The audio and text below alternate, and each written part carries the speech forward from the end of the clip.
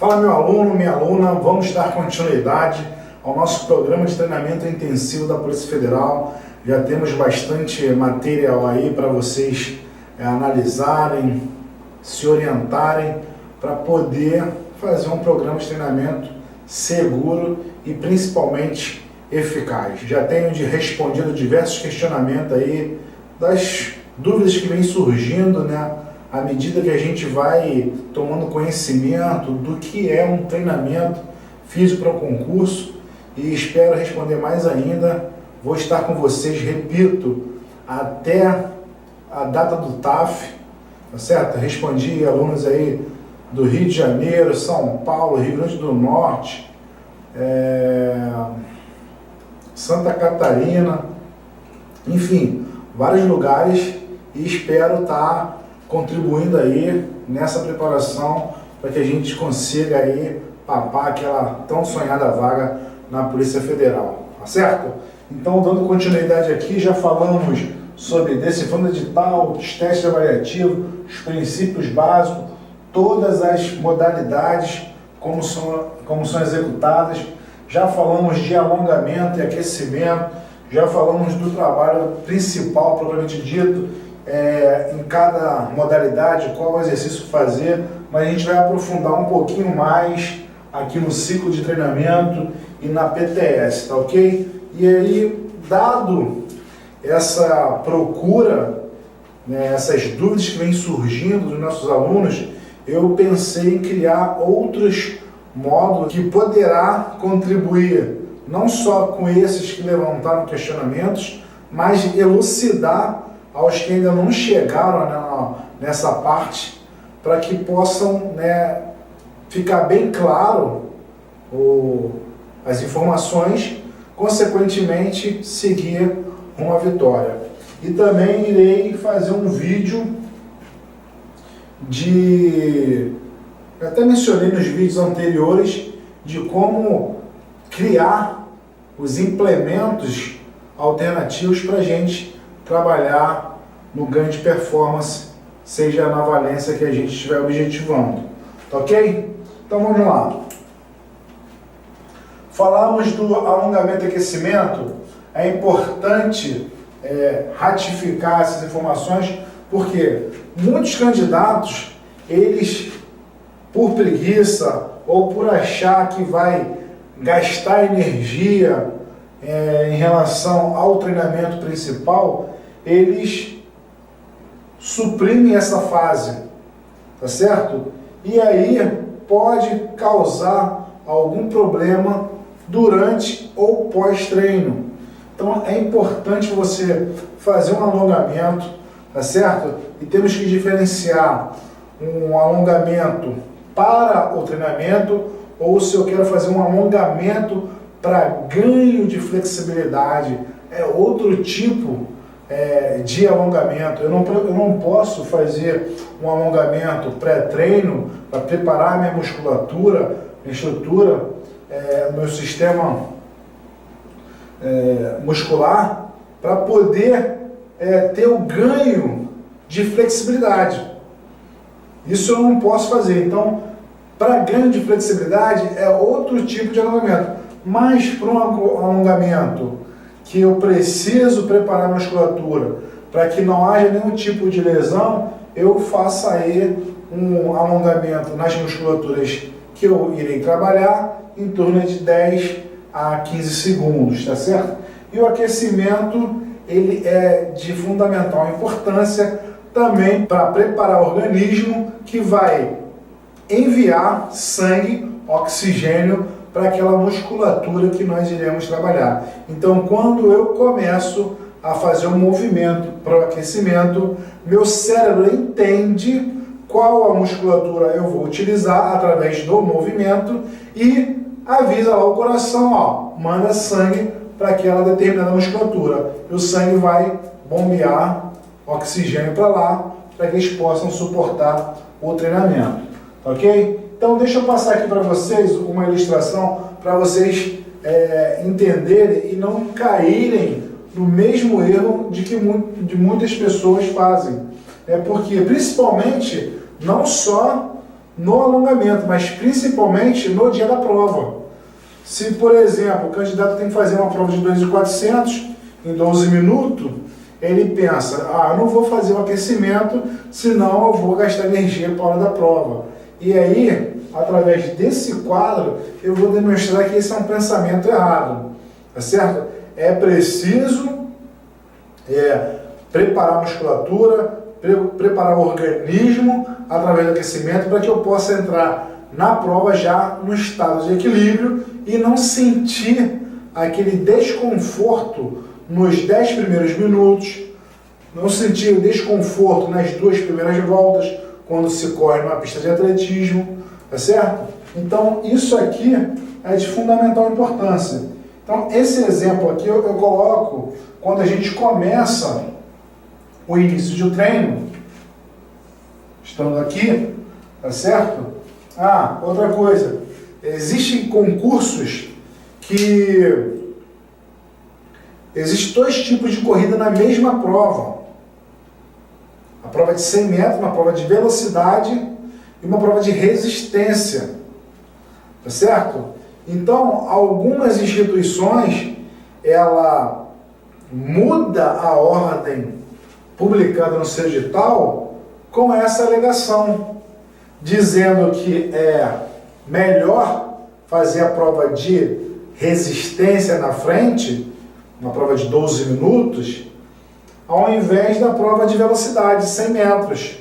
Porque ela entende que vai correr 12 minutos, então já vai aquecer o organismo para a prova de 100 metros, uma prova de velocidade, seja 75 metros, seja 100 metros, seja 50 metros. Então ele entende que vai aquecer a musculatura nessa prova de 12 minutos e quando for na prova de 100 metros, a prova de velocidade, onde há um índice muito grande de lesão, porque não se faz realmente o aquecimento, o alongamento para aquela prova de explosão, então o teu músculo está meio que contraído, tá certo? E quando faz um movimento brusco para explodir para a prova de 100 metros, geralmente tem ali uma ruptura, né, na musculatura e realmente fica a impossibilidade de realizar a prova. Sendo assim, muitas bancas invertem aleatoriamente, por livre e espontânea vontade, essa ordem da prova. Só que temos que entender que uma prova de 12 minutos, eu vou fazê-la no meu submáximo. Então, eu não controlo a energia que eu tenho que aplicar naquela prova. Porque se eu controlar, se eu poupar essa energia, eu não vou conseguir completar a distância no tempo exigido. Então, eu preciso me doar o máximo possível, né, no submáximo, melhor dizendo, para que eu consiga chegar naquela prova, com o tempo previsto no edital. Certo? Então, como a prova de resistência ela tem uma durabilidade maior, consequentemente, o seu repouso, melhor, a sua recuperação é maior.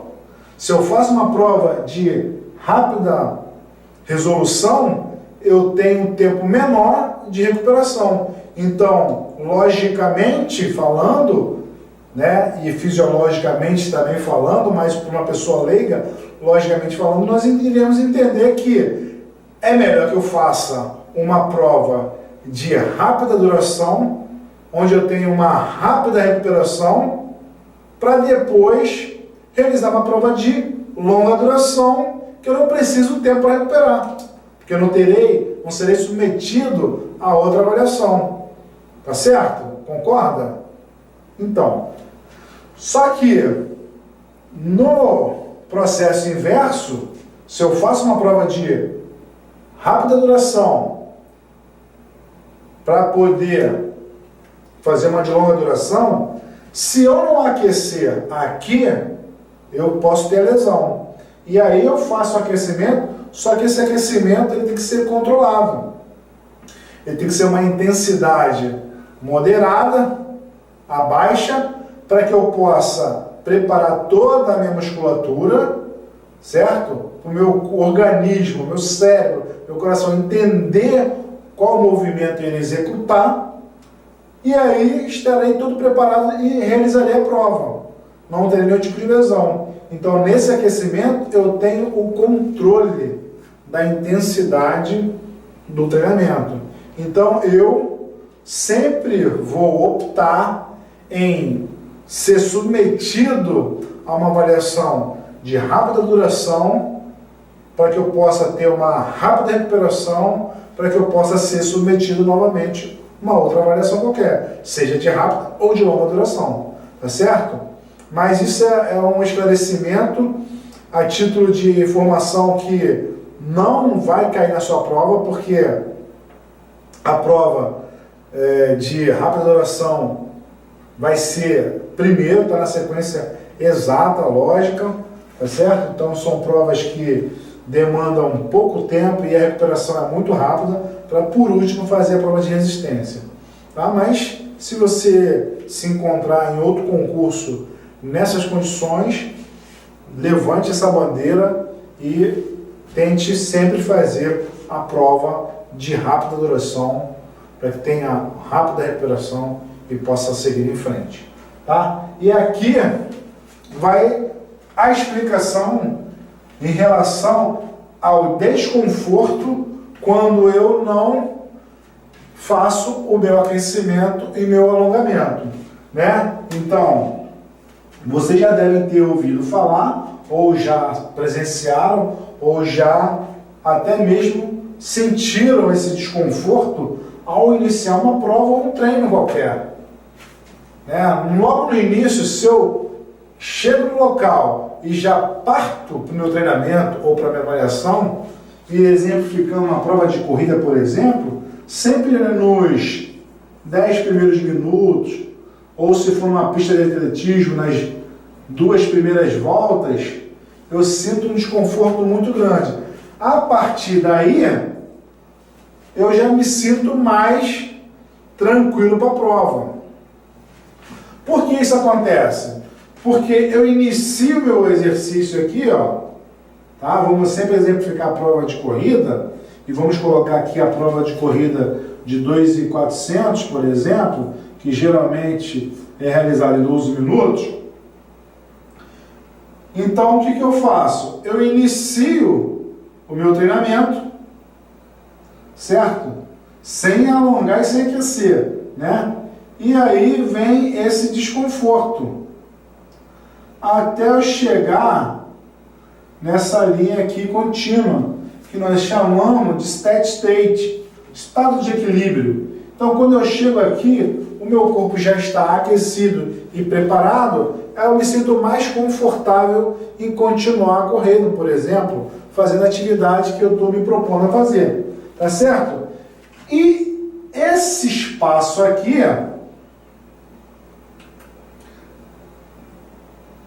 é conhecido como déficit de oxigênio. É esse período aqui, ou 10 minutos, ou 2 voltas, que eu sinto uma maior dificuldade. E quando eu chego no estado de equilíbrio, meu corpo fica bem preparado para a atividade. E aí eu me sinto mais confortável, eu sinto mais equilibrado. Então, por isso que é importante que eu faça um aquecimento controlado, que eu diminuo esse tempo de desconforto,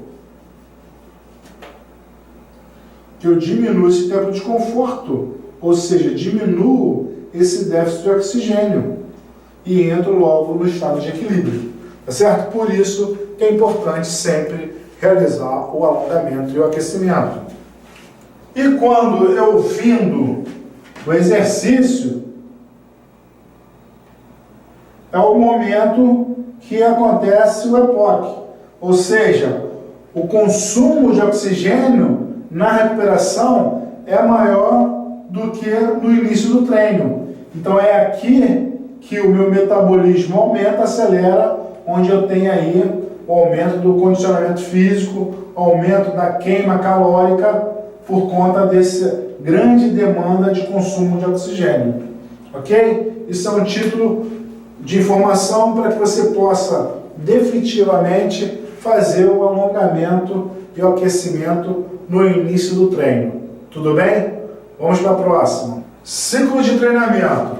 Isso é importante a gente entender e colocar definitivamente como regra no nosso programa de treinamento, porque a ansiedade de ter de imediato grande performance, ela às vezes nos atrapalha, porque muitos alunos pulam fases do treinamento, consequentemente, inclusive, já temos aí alguns relatos, né, que eu tenho recebido de dores aparecendo nos nossos alunos, por conta, no meu entendimento, de um treinamento, de uma técnica, de uma atitude, decisão, né, precipitada.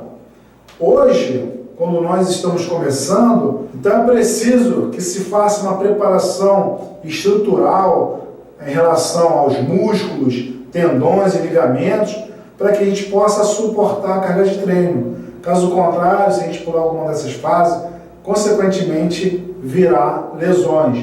Então, a gente tem tempo, né, como eu falei para vocês aí, a Polícia Federal anunciou a autorização do concurso.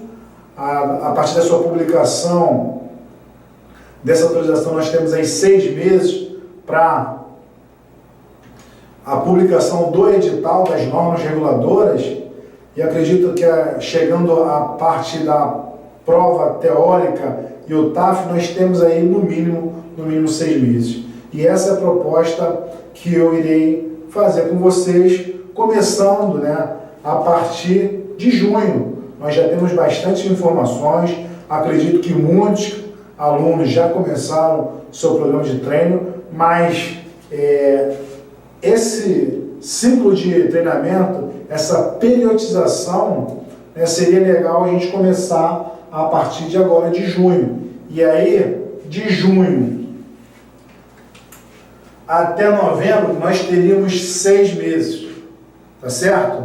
Então, 6 meses, eu vou chamar isso de macrociclo. 6 meses aqui, ó, macrociclo, tá certo? Então, 6 meses a gente tem o programa de treinamento completo. E dentro do macrociclo, nós iremos dividir por mês e nós iremos colocar os mesociclos. Então, nós teremos aqui junho, julho, agosto, setembro, outubro e novembro. Tá certo? Então, eu vou botar aqui junho, julho, agosto, setembro, outubro e novembro. E por que eu faço esse programa de treinamento, esse ciclo de treinamento? Para dividir os objetivos que eu quero alcançar, tá certo? E no mesociclo eu tenho que trabalhar para que meu aluno, meu atleta, chegue no seu ápice de condicionamento. Eu quero que vocês estejam aqui em novembro já com todos os seus índices apurados. Tá certo? Esse é o ideal? Não. Por quê? Porque aqui deveria ser a data da prova. Mas como a gente não tem a data da prova, eu vou traçar novembro como uma data limite, né, no meu programa de treinamento, meu ciclo de treinamento de 6 meses, minha data limite para vocês estarem aí com todos os índices apurados. Chegando em novembro, a gente já sabe qual é o dia da prova? Não. Então a gente vai criar outro ciclo de treinamento. Vamos aí criar um ciclo de 3 meses, Um exemplo, estou chutando aqui, sem data fica difícil a gente programar um treinamento fechado, tá certo? Se aqui em novembro eu já tiver uma data, excelente. Se eu não tiver, eu vou fazer outro mesociclo, tá certo? Melhor, outro macrociclo com mesociclos que eu posso dividir conforme eu julgar interessante, para fazer agora um treino de manutenção, para eu manter aqueles índices apurados, tá certo? E feito o mesociclo, eu tenho os microciclos, que eu posso também fazê-los por semana. Semana 1, semana 2, semana 3, semana 4, tá? Pessoal, aqui não tem fórmula de bolo, tá certo? Eu posso fazer mesociclos de um mês, posso fazer mesociclos de 2 meses, enfim, isso vai depender do meu objetivo, do meu aluno, do meu programa de treinamento, enfim, várias situações que eu posso trabalhar para mudar isso aqui conforme o objetivo do meu aluno. Como eu estou trabalhando com um grupo muito heterogêneo, né, a gente está dando aqui um esqueleto e com todas as informações que você já tem, você já está capaz de programar o seu programa de treinamento para conseguir o objetivo.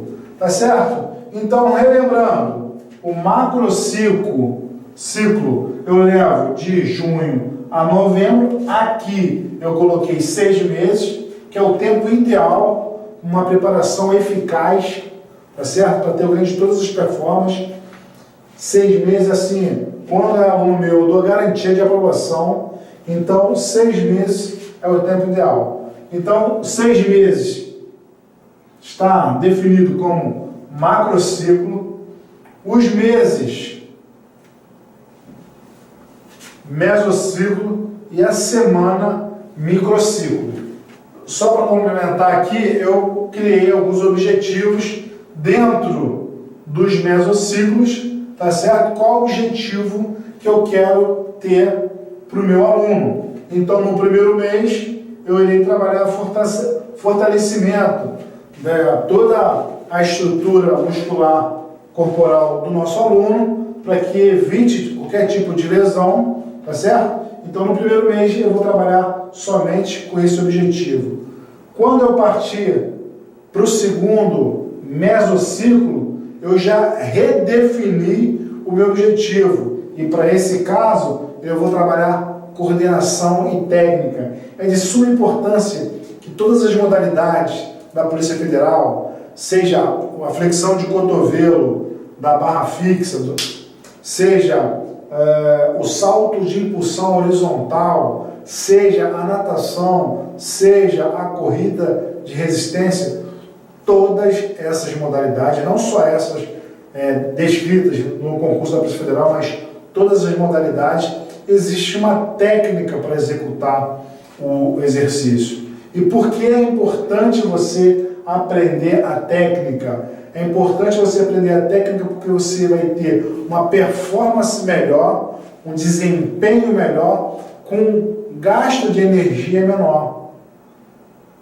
Então, se eu faço, e eu brinco com meus alunos da seguinte forma: se eu passo a técnica para os meus alunos, eles vão no dia da prova, executam a técnica, passa, excelente, perfeito, siga as orientações. Se eu pego um aluno que ficou reprovado porque não fez a técnica, eu falo, se você fizesse a técnica, teria tido a aprovação. Agora, se o meu aluno não faz a técnica e chega lá e passa, eu digo para ele que ele criou o estilo próprio. E nesse programa de treinamento, quando eu tenho um aluno que ele tem uma força absurda, tem uma resistência absurda e não consegue pegar coordenação, não tem um tempo de trabalhar coordenação e técnica, ele vai lá e passa, eu digo que ele virou o estilo dele e a gente vai utilizar dessa forma. Eu tive um aluno que era lutador de jiu-jitsu, o cara todo enrijecido, tinha que fazer um teste com alto grau de técnica para a realização daquela prova, era um salto em distância, um salto em altura, e ele não tinha a flexibilidade para realizar, e coordenação para realizar aquela prova, e eu passava a técnica para ele, e não conseguia realizar com perfeição. E ele chegou para mim, não quero saber disso não, tem que fazer o quê? Tem que pular 1,10? Tem que saltar, que aí era a distância, saltar 3,40? Então tinha que iria correndo, pulava, caía lá, tudo desengonçado, mas ultrapassava. Então assim, quando eu pego um aluno e ele consegue superar as metas e tem uma dificuldade grande na coordenação e na técnica, ele vai para o estilo dele, tá certo? Mas a maioria das pessoas consegue ter uma coordenação e uma técnica apurada no treinamento, e aí, realizando a prova com a técnica perfeita, ele vai ter um índice melhor, vai ter uma facilidade melhor e maior para poder superar as metas. Então, é importante a gente separar, né, um período definido aqui como mesociclo para trabalhar essa coordenação.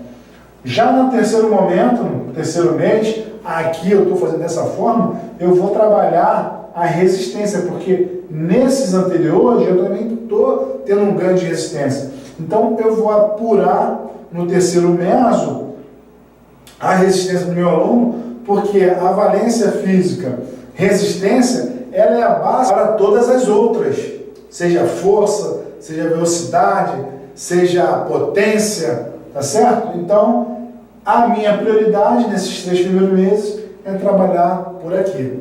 Por isso que um treinamento com um macrociclo, né, estendido, ele me facilita e muito, ao ponto de eu garantir, poder ofertar a garantia da aprovação nessa fase, quando está treinando comigo pessoalmente.